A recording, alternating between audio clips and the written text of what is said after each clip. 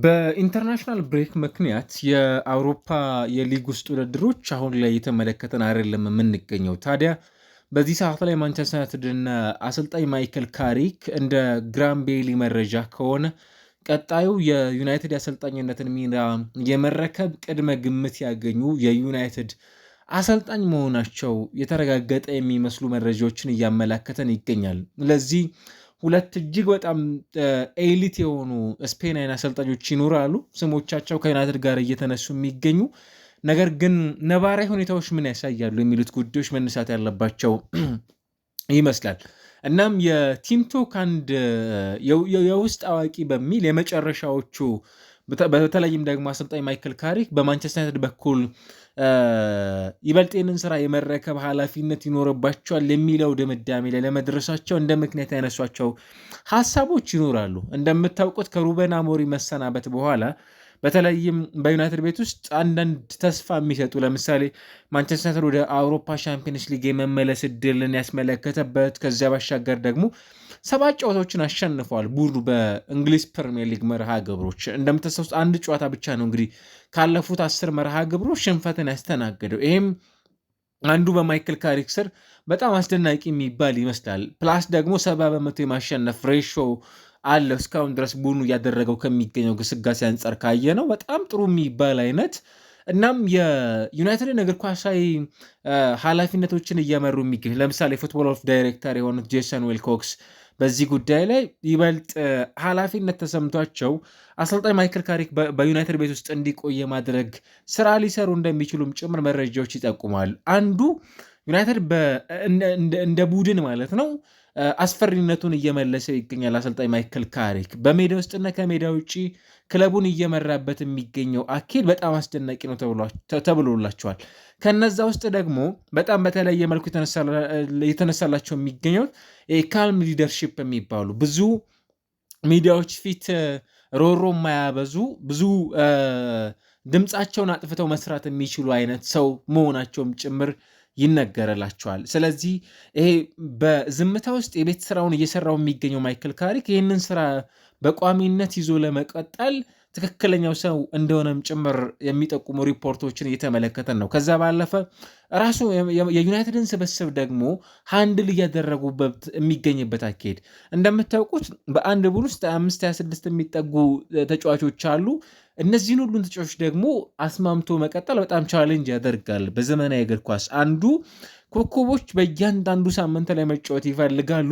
ታዲያ በዚህ ጥያቄ ላይ ለምሳሌ ራሱ ቤኒያሚን ሼሽኮ፣ ብሪያን ምቤሞ፣ ማቲያስ ኩኛ ዶርጉ እስከሚጎዳ ድረስ ኩኛ ተቀያሪ ወንበር ላይ የነበረ ተጫዋች ነው።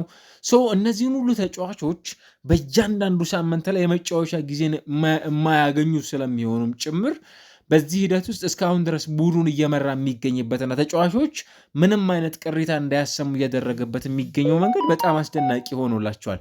ይሄ ብቻ አይደለም። ከዚህኛው ባሻገር ሌላው እንደ ጥሩ ነገር የተነሳላቸው የሚገኘው ቡድን ውስጥ ያለው ተነሳሽነትም ጭምር ደግሞ በጣም የተለየ እንዲሆንም ጭምር እያደረጉ እንደሚገኙም መረጃዎችን እየተመለከትን እንገኛለን። ማንቸስተር ዩናይትድ እንደ አዲስ ሪስቶር የሚደረግ እንደ አዲስ አፕዴት የሚደረግ እንደ አዲስ የረሃብ ስሜት እንዲሰማውም ጭምር የሚያደርግ አይነት ቡድን እንዲሆን ትልቁን የቤት ስራ እየሰሩ እንደሚገኙም ጭምር እየተመለከትን እንገኛለን። ሜዳ ውስጥም ሆነ ከሜዳ ውጭ በክለቡ በኩል እየተሰራ የሚገኘው አካሄድ ምናልባትም አሰልጣኝ ማይክል ካሪክ በብዙሃኑ የዩናይትድ የስራ አመራሮች ዘንድ ተቀባይነት ያገኙ አሰልጣኝ መሆናቸውንም ጭምር የሚያሳዩና ቀጣይ የኢኒዮስ አመራር ማለት ነው በማንቸስተር ዩናይትድ በኩል ሌሎች አሰልጣኞችን ላለማየት የመጀመሪያው ማይክል ካሪክን ለቀጣይ የቡድኑ አሰልጣኝ አድርጎ የመሾሙን ምክንያት ሲያነሱ እነዚህን ጉዳዮች ይመለከታሉ። አንደኛው ለምሳሌ እንደ ምክንያት የሚነሳው አሰልጣኝ ቶማስ ቱኸል በዩናይትድ ቤት ውስጥ እንደ አማራጭ ተደርገው የሚነሱ ሰዎች እንደነበሩ ይታወቃሉ። ቶማስ ቱኸል ግን በእንግሊዝ ብሔራዊ ቡድን የሚያቆያቸውን አዲስ ኮንትራት መፈረማቸውም ጭምር ደግሞ የሚታወቁ ናቸው እንደምታውቁትና ከዚህ ባሻገር ራሳቸውን ደግሞ ከዚህ የዩናይትድን ኃላፊነት ከመረከብ ውጭ ስለማድረጋቸውም ጭምር ደግሞ የሚያነሱ ሰው ናቸው። ነገር ግን ሁለት በጣም ቁልፍ የሚባሉ ስፔናውያን ደግሞ በዩናይትድ ሾርት ሊስት ውስጥ የሚገኙ ከካንዲኔት ተደርገውም ጭምር ደግሞ የሚያዙ ስሞች እንደመሆናቸው ይነሳሉ። ምናልባትም ጄሚ ካራገር የቀድሞ የሊቨርፑል የተከላካይ ስፍራ ተጫዋች ዘቴሌግራፍ እና ስካይ ስፖርት ላይ አንድ ጽሑፍ አስነብበውን ነበረ። ለእኔ በወቅቱ ከአሰልጣኝ ፔፕ ጓርዲዮላ በመቀጠል በእንግሊዝ ፕሪሚየር ሊግ በጣም ትልቁ ሰው ወይም አሰልጣኝ ኡናይ ኤምሬ ናቸው ሲል ነበረ።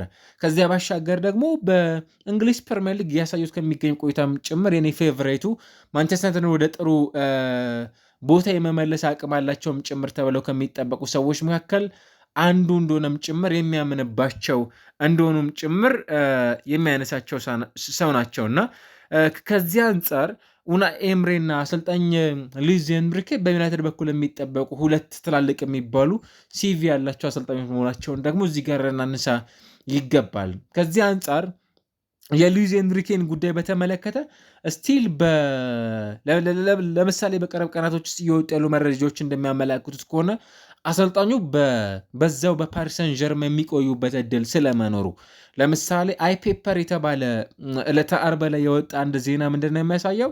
ሉዊስ ኤንሪኬ ለተጨማሪ ዓመታት በዛው በፓሪስ ሰን ዠርመን የሚያቆያቸውን ኮንትራት የሚፈርሙበት እድል እንዳለም ጭምር የሚያሳዩ ሩመሮች ወጥተዋል። ይሄ ማለት ማንቸስተር ዩናይትድ ከሉዊስ ኤንሪኬ ጋር በሚቀጥለው የውድድር ዓመት በአሰልጣኝነት የሚገናኝበት እድል ላይኖር የሚችልባቸው አማራጮች እንዳሉ ይጠቁማሉ።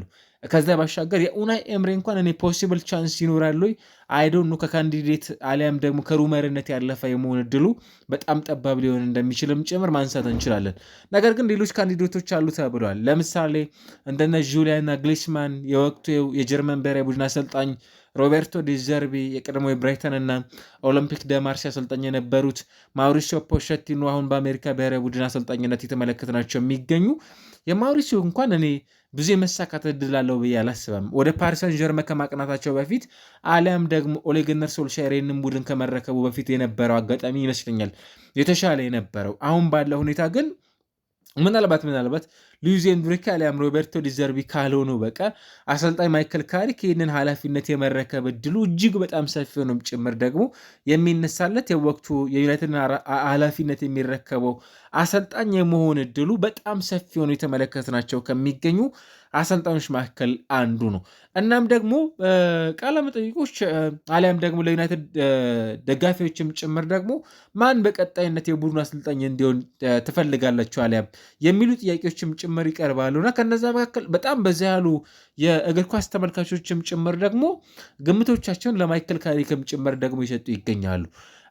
እንደ ቡድን ማይክል ካሪክ እስካሁን ድረስ ባሉት ቆይታዎቹ ፕሩቭ አድርጓል። ነገር ግን ሙሉ ለሙሉ ደግሞ ይህንን ኃላፊነት ተረክቦ በቡድን ውስጥ የአሰልጣኝነቱን ቆይታን ለማረጋገጥ ደግሞ ቀሪዎቹን የሚያደርጋቸውን የፕሪሚየር ሊግ መርሃ ግብሮችም ጭምር ደግሞ ወሳኝነት አላቸው። ነገራችን ላይ በዚህ ጉዳይ ላይ በቡድን ውስጥ ሙሉ ለሙሉ የአሰልጣኝነቱ ጉዳይ ተቀባይነት እናያገኝ ማንቸስተር ዩናይትድ በሲዝኑ የአውሮፓ ሻምፒዮንስ ሊግ ተሳትፎን ማረጋገጥ በጣም ግድ ይለዋል። አሁን ያለበትንም ኮንሲስተንሲ ደግሞ ይዞ እንዲቀጥልም ጭምር ደግሞ ኤክስፔክት የሚደረግበት አሰልጣኝ መሆኑን ደግሞ መዘንጋት ያለብን ጉዳይ አይደለም። ከዚህ መነሻ የማይክል ካሪክ የማንቸስተር ዩናይትድ ኃላፊነት ምናልባትም በውድድር ዓመቱ መጀመሪያ ላይ እውን የሚሆን ይመስላል። አክቹዋሊ የውድድር ዓመቱ ሲዝኑ ሲጠናቀቅ ነው ይህ ነገር ይፋ የሚደረገው። ምክንያቱም ማንቸስተር ዩናይትድ ቀጣይ አሰልጣኝ መሾም ካለበት በአብዛኛው የቤት ስራዎቹ ቀድሞ መጠናቀቅ እንዳለባቸውም ጭምር በብዙዎች ዘንድ የሚነሱ ናቸው። እንደነ ዳቪድ ቤካም ያሉ ሰዎች አሁን ባለው ነባራዊ ሁኔታ አሰልጣኝ ማይክል ካሪክ የዩናይትድን ኃላፊነት እንዲረከቡም ጭምር እና ደግሞ ጥሩ ጊዜን እያሳለፉ ስለሚገኙም ጭምር በደንብ እያደነቁላቸው ይገኛሉ። አንዱም ቅድም ያነሳ ነው ቶክ ስፖርት ያነሳው ርዕሰ ጉዳይ ምናልባትም በዩናይትድ ቤት ውስጥ ይህንን ኃላፊነት የመሸከም እድሉ እጅግ በጣም ሰፊ ስለመሆኑም ጭምር የተመለከትን እንገኛለን። ምናልባት አንዱ ጥሩ ነገሩ የማይክል ካሪክ ይህንን ቡድን የመረከቡ ጉዳይ ላይ ዝውውሮች ላይ ገና ካሁኑ በክለቡ በኩል በጣም ጠንካራ ከሚባሉ ተጫዋቾች ጋር በዝውውር ሂደት ላይ ስሙ የተነሳ ነው የሚገኘው። ከግብ ጠባቂ ውጭ ተከላካዮች፣ አማካዮች ከዛ ባለፈ የመስመር አጥቂዎችን በተመለከተ ክለቡ ይፈልጋል። ራሱም ደግሞ አሰልጣኝ ማይክል ካሪክ በሚቀጥለው የውድድር ዓመት ለምሳሌ የግራ መስመር የክንፍ ተጫዋች ቡድኑ እንደሚፈልግ ቀድሞ ተናግሯል። ይህ መሆኑ በክለቡ በኩል ኤክስፔክት የሚደረገው ነገር ምንድን ነው? ራሱ ማይክል ካሪክ በቡድኑ በኩል የቡድኑ እቅድ አካል ስለመሆኑ ቀድሞም ጭምር ደግሞ የሆኑ ፍንጮችን ያገኘ አሰልጣኝ ስለመሆኑም ጭምር የሚነሳ መከራከሪያ ሀሳብ አለ። ከዚህ መነሻ ምንድን ነው ሊባል የሚችለው?